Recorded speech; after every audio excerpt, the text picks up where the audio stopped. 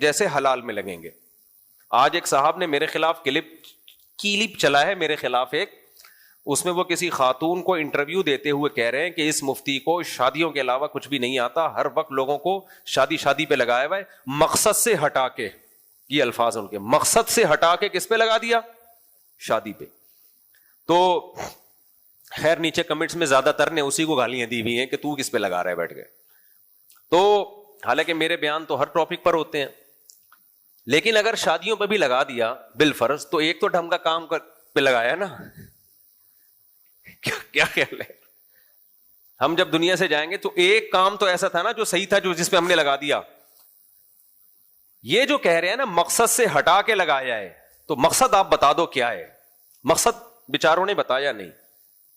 مقصد سے ہٹا کے نہیں لگایا, مقصد تک پہنچانے میں معاون اور مددگار ہے کثرت سے نکاح کرنا.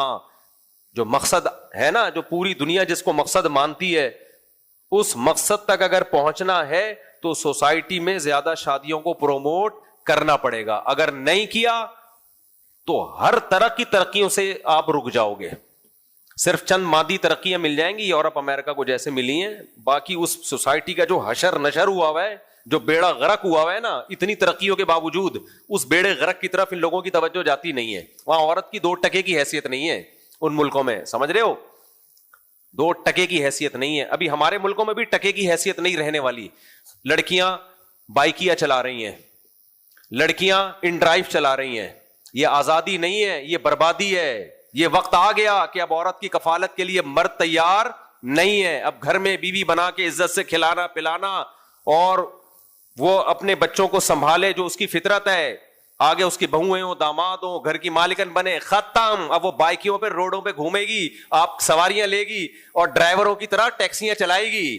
یہ ہے 2% کی عزت عورت کی, اور اس کو آزادی کہہ رہے ہیں. کیا کہہ رہے ہیں؟ بولو, آزادی. اب وہ ایئر ہوسٹس بن کے ڈیلی سینکڑوں مردوں کو چائے پلائے گی اور ایسے بات اب کھڑی رہے گی آپ کے سامنے. یہ ہے شادیاں نہ کرنے کا عذاب, سمجھتے ہو؟ اور یہ ہو گیا ہے ڈیفنس میں, دیکھ لو لڑکیاں ان ڈرائیو چلا رہی ہیں آج کل, اور ان کو پروموٹ بھی کیا. کوئی مجبوری میں چلا رہی ہو ایک الگ بات ہے, لیکن سوسائٹی اس کو پروموٹ کر رہی ہے, لڑکیاں بائکیاں چلا رہی ہیں. تو یہ ہے. اور آپ صبح دیکھ لیا کرو, یا تو پھر بھی تھوڑی سی مالدار عورتیں ہوتی ہیں جو یہ کام کر رہی ہیں, جو زیادہ وہ ہیں تو آپ نیو کراچی میں صبح دیکھ لیا کرو. ہم مدرسے جاتے ہیں نا, تو وہاں لڑکیوں کی پوری سوزوکیاں بھر کے فیکٹریاں جا رہی ہیں بوتلوں کے ڈھکن لگانے کے لیے. کس کام کے لیے بھائی؟ دوائیں پیک ہوتی ہیں نا بوتلوں میں, تو ان میں ڈھکن لگانے کے لیے لڑکیوں کی پوری کھیپ بھر کے جا رہی ہوتی ہے.